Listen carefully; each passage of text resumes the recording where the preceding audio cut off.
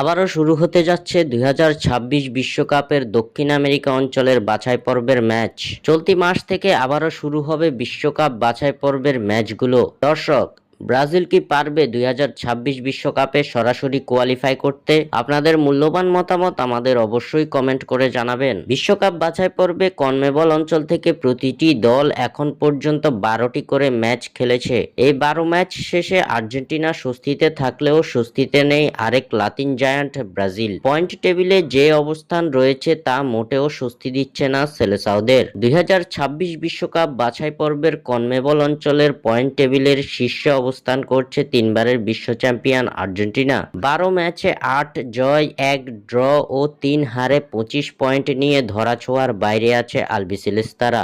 2026 বিশ্বকাপে সরাসরি কোয়ালিফাই করতে হলে লিওনেল মেসিদের অর্জন করতে হবে আর মাত্র 2 পয়েন্ট, যার জন্য তাদের হাতে বাকি আছে 6টি ম্যাচ।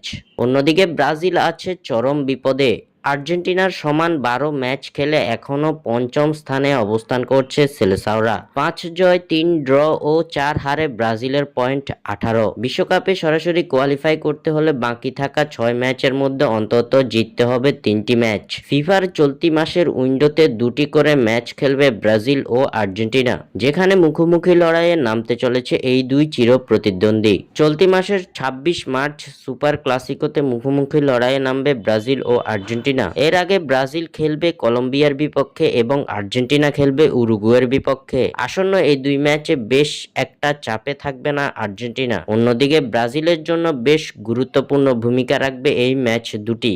স্বাক্ষর থেকে সাদবিন ইসলাম।